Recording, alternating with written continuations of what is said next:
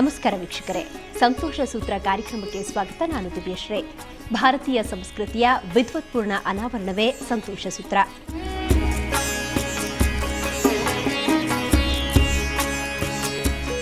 ವೀಕ್ಷಕರೇ, ಕಳೆದ ವಾರ ಸಂತೋಷ ಸೂತ್ರ ಕಾರ್ಯಕ್ರಮದಲ್ಲಿ ಹೆಣ್ಣು ಮಕ್ಕಳ ಪಂಚರತ್ನಗಳಾದ ತಾಳಿ ಮತ್ತು ಕರಿಮಣಿಯ ಮಹತ್ವವನ್ನು ತಿಳಿದುಕೊಂಡಿದ್ವಿ. ಈ ವಾರ ಕಾಲ್ಗೆಜ್ಜೆ, ಕಾಲುಂಗುರ ಜೊತೆಗೆ ಮೂಗುತಿಯ ಮಹತ್ವದ ಬಗ್ಗೆ ತಿಳಿಸ್ಕೊಡೋದಕ್ಕೆ ನಮ್ಮೊಂದಿಗಿದ್ದಾರೆ ವಿದ್ಯಾವಾಚಸ್ಪತಿಯಾದಂತಹ ಸಂತೋಷ್ ಗುರುಜಿಯವರು. ಅವರಿಗೆ ಕಾರ್ಯಕ್ರಮಕ್ಕೆ ಸ್ವಾಗತ. ಗುರುಜಿ, ಈಗಾಗಲೇ ನಾನು ಹೇಳಿದಂತೆ ನಾವು ಕಳೆದ ವಾರ ತಾಳಿ ಮತ್ತು ಕರಿಮಣಿಯ ಮಹತ್ವವನ್ನು ತಿಳ್ಕೊಂಡ್ವಿ, ವೈಜ್ಞಾನಿಕ ಮಹತ್ವವನ್ನೇ ತಿಳ್ಕೊಂಡ್ವಿ. ಇನ್ನು ಕುಂಕುಮದ ವಿಚಾರಕ್ಕೆ ಬರೋದಾದ್ರೆ ಏನು ಹೇಳ್ತೀರಿ? ಕುಂಕುಮ ಬಹುಶಃ ಏನು ಮದುವೆ ಆದ ಮೇಲೆ ಹಾಕುವಂಥದ್ದೇನಲ್ಲ, ಇದು ಪ್ರಾರಂಭದಿಂದಲೂ ಇರುವಂಥದ್ದು. ಇದು ಹೆಂಗಸರಿಗೆ ಮಾತ್ರ ಸೀಮಿತವಾಗಿರುವಂಥದ್ದಲ್ಲ, ಭಾರತೀಯರಿಗೆ ಸೀಮಿತವಾಗಿರ್ತಕ್ಕಂಥದ್ದು. ಯಾಕೆಂತಂದರೆ ಭಾರತ ದಾರ್ಶನಿಕತೆಯ ಒಂದು ಆದರ್ಶ ದೇಶ. ದಾರ್ಶನಿಕತೆ ಹುಟ್ಟಿರ್ತಕ್ಕಂಥದ್ದೇ ಈ ದೇಶದಲ್ಲಿ. ಅಂಥದ್ರೊಳಗೆ ಏನೇನು ವೈಜ್ಞಾನಿಕವಾಗಿ ಈ ಒಂದು ಪ್ರಕೃತಿಯಿಂದ ಸಿಗಬಹುದಾದಂಥ ಒಂದು ಸವಲತ್ತುಗಳನ್ನು ಹೇಗೆ ಬಳಸ್ಕೊಳ್ಬೇಕು ಅನ್ನೋದನ್ನು ಒಂದು ವಿದ್ವತ್ಪೂರ್ಣವಾಗಿ ಕೊಟ್ಟಿರ್ತಕ್ಕಂಥ ಒಂದು ದಾಖಲೆಗಳು ಈ ದೇಶದಲ್ಲಿ ಸಿಗುತ್ತೆ. ಅಂಥದ್ರಲ್ಲಿಗೆ ಈ ಕುಂಕುಮವನ್ನು ಮಾತ್ರ ಪುರುಷರು ಧರಿಸಬೇಕು ಮತ್ತು ಸ್ತ್ರೀಯರು ಸಹ ಧರಿಸಬೇಕು ಅಂತಿತ್ತು. ಹಿಂದೆ ನೀವೆಲ್ಲ ಈ ಸ್ವಲ್ಪ ಹಳೇ ಮನೆಯಲ್ಲಿ ಹಳೆ ಫೋಟೋಗಳು ಇರ್ತಾವಲ್ಲ, ಅವ್ರುಗಳನ್ನು ನೋಡಿ, ಏಜ್ಡ್ ಯಾರು ಅಜ್ಜ ಅವ್ರನ್ನೆಲ್ಲ ನೋಡಿದಾಗ ಪ್ರತಿಯೊಬ್ಬರು ಸಹ ಕುಂಕುಮವನ್ನು ಧರಿಸಿರ್ತಕ್ಕಂಥದ್ದಿದೆ. ಇವತ್ತೇನಂತಂದರೆ ಈ ಅಧ್ಯಾತ್ಮ ಒಲವು ಯಾರಿಗಿರ್ತದೋ, ದೇವರು ಧಾರ್ಮಿಕತೆಯ ಬಗ್ಗೆ ಯಾರಿಗೆ ಒಲವು ಇರ್ತದೋ ಅವ್ರು ಮಾತ್ರ ಧರಿಸ್ತಕ್ಕಂಥದ್ದಾಗೋಗಿದೆ. ಆದರೆ ಎಲ್ಲರೂ ಸಹ ಕುಂಕುಮವನ್ನು ಧರಿಸ್ಬೇಕು. ಅದು ಎಲ್ಲಿ? ಈ ಹುಬ್ಬುಗಳ ನಡುವೆ ಆ ಕುಂಕುಮವನ್ನು ಧರಿಸ್ಬೇಕು ಅಂತ ಬಹಳಷ್ಟು ಜನ ತಪ್ಪಾಗಿ ತಿಳ್ಕೊಂಡಿರ್ತಾರೆ. ಕುಂಕುಮವನ್ನು ಧರಿಸ್ಬಿಟ್ರೆ ಅದೇನು ನಾವು ದೇವರನ್ನ ಪೂಜೆ ಮಾಡ್ತೀವಿ ಅಂಥೇಳಿ ಮೂಢನಂಬಿಕೆನಲ್ಲಿದ್ದೀವಿ ಅಂಥೇಳಿ ಜನ ತಿಳ್ಕೊಂಡ್ಬಿಡ್ತಾರೆ ಅಂಥೇಳಿ. ದೇವರನ್ನ ಪೂಜೆ ಮಾಡೋದು ಮೂಢನಂಬಿಕೆ ಅಲ್ಲ, ಈ ರೀತಿ ತಿಳ್ಕೊಳ್ತಕ್ಕಂಥದ್ದೇ ಮೂಢತನ.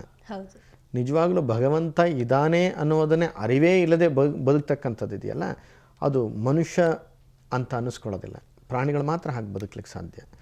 ಎಲ್ಲಿ ಅನುಭವಿಸ್ಲಿಕ್ಕೆ ಸಾಧ್ಯವಾಗದೇ ಇರುವಂಥದ್ದನ್ನು, ಎಲ್ಲಿ ಅರ್ಥೈಸ್ಕೊಳ್ಳಲಿಕ್ಕೆ ಸಾಧ್ಯವೇ ಆಗದೇ ಇರುವಂಥದ್ದನ್ನು, ಎಲ್ಲಿ ಮಾನುಷ್ಯ ಶಕ್ತಿಗಿಂತಲೂ ಮಿಗಿಲಾಗಿರ್ತಕ್ಕಂಥದ್ದನ್ನು, ಎಲ್ಲಿ ಸೃಷ್ಟಿಯನ್ನು ಮತ್ತೊಮ್ಮೆ ನಾವು ಮಾಡಲಿಕ್ಕೆ ಆಗದೆ ಅದು ಹುಟ್ಕೊಂಡು ಆಲ್ರೆಡಿ ನಮ್ಮ ಎದುರುಗಡೆ ಇರುವಂಥದ್ದನ್ನು, ಇವೆಲ್ಲ ಎಲ್ಲಿಂದ ಬಂತು ಅಂತ ನೋಡಬೇಕಾದ್ರೆ ಮೂಲತಃ ಭಗವಂತನ ಕೃಪೆಯಿಂದಲೇ ಅವೆಲ್ಲ ಬಂದಿರತಕ್ಕಂಥದ್ದು ಅಂತ. ಇವುಗಳನ್ನು 5 ಮಹಾಭೂತಗಳ ರೂಪಗಳಲ್ಲಿ ನಾವು ಭಗವಂತನನ್ನು ನೋಡ್ತೀವಿ ಅನ್ನುವಂಥದ್ದು. ಇದೆಲ್ಲ ಹೀಗೆ ಧಾರ್ಮಿಕವಾಗಿ ಬಂದಿರ್ತಾನೆ. ಅದರೊಳಗೂ ಷಟ್ಚಕ್ರಗಳನ್ನು ಅಂತ ತಗೊಂಡಾಗ ದೇಹದಲ್ಲಿ ಈ ಜ್ಞಾನಚಕ್ರ ಅಂತ ನಾವು ಏನು ಕರಿತೀವಿ, ಸಾಮಾನ್ಯವಾಗಿ ಅವುಗಳಲ್ಲೂ ಸಮೇತ ಮುಖವನ್ನು ಬಿಂಬಿಸ್ತಕ್ಕಂಥ, ಮುಖದಲ್ಲಿ ಯಾವುದಾದ್ರೂ ಒಂದು ಶಕ್ತಿಯನ್ನು ತೋರಿಸ್ಕೊಳ್ಳಿಕ್ಕಾಗಲಿ ಅಥವಾ ಯಾವುದಾದ್ರೂ ಒಂದು ವಿಷಯವನ್ನು ಎಳ್ಕೊಳ್ಳಿಕ್ಕಾಗಲಿ ಅದು ಸಿಗ್ತಕ್ಕಂಥದ್ದು ಈ ಆಜ್ಞಾಚಕ್ರ. ಬಹುಶಃ ಈ ಎಲ್ಲ ಈಗ ಮೂಲಾಧಾರ ಆಗಲಿ, ಸ್ವಾಧಿಷ್ಠಾನ ಆಗಲಿ, ಮಣಿಪುರ ಆಗಲಿ, ಅನಾಹತ ಆಗಲಿ, ವಿಶುದ್ಧ ಚಕ್ರವಾಗಲಿ, ಇವುಗಳನ್ನೆಲ್ಲ ಜಾಗೃತಿಗೊಳಿಸ್ಕೊಂಡ ನಂತರ ಆಜ್ಞಾಚಕ್ರ ಸ್ಫುಟವಾಗಿತ್ತು ಅಂತಂದರೆ, ಆಜ್ಞಾಚಕ್ರಕ್ಕೆ ಯಾವುದೇ ರೀತಿಯಂಥ ತೊಂದರೆಗಳು ಆಗಲಿಲ್ಲ ಅಂತಾದರೆ ಅಂಥ ವ್ಯಕ್ತಿ ಆ ಮುಖದಲ್ಲಿ ಆ ಕಳೆ ಇರುತ್ತೆ. ಆ ಮುಖದ ಕಳೆ ಇದೆಯಲ್ಲ, ಅದನ್ನು ನೋಡಿದಾಗಲೇ ಈ ವ್ಯಕ್ತಿಯಲ್ಲಿ ಎಷ್ಟು ವಿದ್ವತ್ತಿದೆ ಅನ್ನೋದನ್ನು ಗೊತ್ತಾಗುತ್ತೆ. ಈ ವ್ಯಕ್ತಿಯಲ್ಲಿ ಎಷ್ಟೊಂದು ಧನ ಸಂಪತ್ತಿದೆ ಅನ್ನೋದನ್ನು ಗೊತ್ತಾಗುತ್ತೆ. ಸಾಮಾನ್ಯವಾಗಿ ಒಬ್ಬ ವ್ಯಕ್ತಿಯನ್ನು ನೋಡಿದ ತಕ್ಷಣ ಇವನು ಹೇಗೆ ಅಂತ ಸಾಮಾನ್ಯವಾಗಿ ಕಂಡುಹಿಡಿತಾರೆ.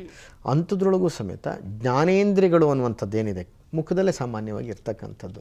ಕಣ್ಣು, ಮೂಗು ಅಥವಾ ಕಿವಿ, ನಾಲಿಗೆ, ಚರ್ಮ, ಈ 5 ಸಮೇತ ಮುಖದಲ್ಲೇ ಇರ್ತಕ್ಕಂಥದ್ದು. ಯಾರಿಗಾಗಲಿ ಕಣ್ಣು ಬೆನ್ನಲ್ಲಿ ಇರೋಕ್ಕೆ ಸಾಧ್ಯ ಇದೆಯಾ? ಇಲ್ಲ. ಅಂತಹ ಜ್ಞಾನೇಂದ್ರಿಯಗಳಿಗೆ ಮೂಲ ಕೇಂದ್ರ ಬಿಂದು ಯಾವುದೋ ಈ ಭ್ರೂಮಧ್ಯ, ಅಂದರೆ ಹುಬ್ಬುಗಳ ನಡುವೆ. ಈ ಹುಬ್ಬುಗಳ ನಡುವೆ ಇರತಕ್ಕಂಥ ಈ ಜಾಗ ಏನಿದೆ ದೇವಿಯ ಸಾನ್ನಿಧ್ಯ ಅನ್ನುವಂಥದ್ದು.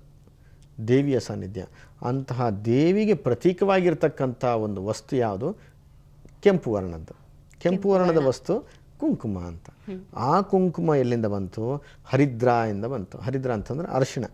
ಅರಿಶಿಣಕ್ಕೆ ಸುಣ್ಣದ ಜೊತೆಯಲ್ಲೇ ಸೇರಿ ಒಂದು ಸಂಸ್ಕಾರ ಮಾಡಲ್ಪಟ್ಟು ಅದು ಕುಂಕುಮವಾಗುತ್ತೆ. ಅಂತಹ ಕುಂಕುಮ ವೈಜ್ಞಾನಿಕ ಹಿನ್ನೆಲೆಯಲ್ಲಿ ನಾವು ನೋಡಿದ್ರೆ ಅದು ಆ್ಯಂಟಿಬ್ಯಾಕ್ಟೀರಿಯಲ್ ಮತ್ತು ಆ್ಯಂಟಿಫಂಗಲ್ ಆಗಿ ಕೆಲಸ ಮಾಡ್ತಕ್ಕಂಥದ್ದು. ಕುಂಕುಮವಾದ ನಂತರ ಆ್ಯಂಟಿವೈರಲ್ ಆಗಿಯೂ ಸಹ ಕೆಲಸ ಮಾಡುತ್ತೆ.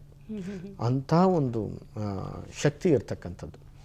ಈ ಒಂದು ಕುಂಕುಮವನ್ನು ನಾವಿಲ್ಲಿ ಧರಿಸಿದಾಗ ಬೆವರಿನ ಜೊತೆನಲ್ಲಿ ಅದು ಸೇರಲ್ಪಟ್ಟರೆ ಅದು ಏನಾಗುತ್ತೆ ಸಂಪೂರ್ಣವಾಗಿ ಕಣ್ಣಾಗಲಿ ಅಥವಾ ಜ್ಞಾನೇಂದ್ರಿಯಗಳಿಗಾಗಲಿ ಬೇರೆ ಯಾವುದೇ ಒಂದು ನೆಗೆಟಿವ್ ಏನು ಎನರ್ಜಿ ಅಂತಿದೆ ಅಲ್ಲ ಅದು ಪ್ರವೇಶ ಮಾಡಿ ಈ ಜ್ಞಾನೇಂದ್ರಿಯಗಳು ಕೆಡಲಿಕ್ಕೆ ಬಿಡೋದಿಲ್ಲ ಅಂತ. ಇಂದ್ರಿಯಾರ್ಥ ಸನ್ನಿಕರ್ಷ ಅಂತ ಹೇಳತಕ್ಕಂಥದ್ದು. ಅಂದರೆ ಇಂದ್ರಿಯಗಳಿಂದ ಮತ್ತೊಂದು ಮನೋ ಇಂದ್ರಿಯಕ್ಕೆ ಸೇರಲ್ಪಟ್ಟು ಅವೆರಡೂ ಅರ್ಥೈಸಿಕೊಂಡ ನಂತರ ಜ್ಞಾನ ಉತ್ಪತ್ತಿ ಆಗ್ತದೆ ಅಂತ. ಜ್ಞಾನ ಉತ್ಪತ್ತಿ ಆಗಬೇಕಾದ್ರೆ ಅಂತಹ ಜ್ಞಾನ ಉತ್ಪತ್ತಿ ಆಗಬೇಕಾದ್ರೆ ಈ ಆಜ್ಞಾಚಕ್ರ ಅಂತ ಏನಿದೆಯಲ್ಲ ಇದು ಪರಿಶುದ್ಧವಾಗಿರಬೇಕು. ಕೆಂಪೆ ಯಾಕೆ ಶ್ರೇಷ್ಠ ಅಂತ? ಅದೇ ದೇವಿಗೆ ಪ್ರತೀಕವಾಗಿರ್ತಕ್ಕಂಥ ಬಣ್ಣ ಕೆಂಪು ಬಣ್ಣ ಅಂತ. ಆಮೇಲೆ ಎಲ್ಲ ಚಕ್ರಗಳಿಗೂ ಒಂದು ಕವರ್ ಅಂತ ಆಗುತ್ತೆ. ಮೂಲಾಧಾರ ಚಕ್ರ, ಸ್ವಾಧಿಷ್ಠಾನ ಚಕ್ರ ಮತ್ತು ಮಣಿಪೂರ ಚಕ್ರ ನಾಭಿಯಲ್ಲಿ ಬರ್ತಕ್ಕಂಥದ್ದು. ಹಾಗೆ ಅನಾಹತ ಚಕ್ರ, ಈ ವಿಶುದ್ಧ ಚಕ್ರ ಸಾಮಾನ್ಯವಾಗಿ ನಾವು ಕವರ್ ಮಾಡ್ಕೊಳ್ತೀವಿ. ಆದರೆ ಈ ಆಜ್ಞಾಚಕ್ರವನ್ನು ಕವರ್ ಮಾಡ್ಕೊಳ್ಳಿಕ್ಕೆ ಏನಿರೋದಿಲ್ಲ. ಅಂತಹ ಕವರ್ ಮಾಡಬೇಕು ಅನ್ನುವಂಥದ್ದು ಇನ್ನೊಂದು ದೃಷ್ಟಿಯಲ್ಲಿ ಈ ಕುಂಕುಮವನ್ನು ಅಲ್ಲಿಡ್ತಕ್ಕಂಥದ್ದು ನಾವು ನಡ್ಸ್ಕೊಂಬಂದ್ವಿ. ಅದರೊಳಗೂ ಸಹ ಮಹಿಳೆಗೆ ಮಾತ್ರ ಕುಂಕುಮವನ್ನು ಭ್ರೂಮಧ್ಯದಲ್ಲಿ ಇಡ್ಬೋದು, ಇಲ್ಲ ಅಂತಂದರೆ ಈ ಹಣೆಯ ಭಾಗದಲ್ಲಿ ಇಡಬೇಕು. ಹಣೆಯಲ್ಲಿ ಕುಂಕುಮ ಇದ್ದರೆ ಮಾತ್ರ ಆ ಹಣೆಗೆ ಶೋಭಿತ ಅನ್ನುವಂಥದ್ದನ್ನು ನಮ್ಮ ಸಂಸ್ಕೃತಿಯಲ್ಲಿ ತಂದಿಟ್ರು. ಓಕೆ ಗುರುಜಿ, ಮತ್ತಷ್ಟು ಮಾತಾಡೋಣ ಈ ಕುಂಕುಮದ ಬಗ್ಗೆ. ವೀಕ್ಷಕರಿಗಾಗಲೇ ಕುಂಕುಮದ ಮಹತ್ವದ ಬಗ್ಗೆ ತಿಳ್ಕೊಂಡ್ವಿ. ಮತ್ತಷ್ಟು ಮಾತಾಡೋಣ ಪುಟ್ಟ ವಿರಾಮದ ನಂತರ.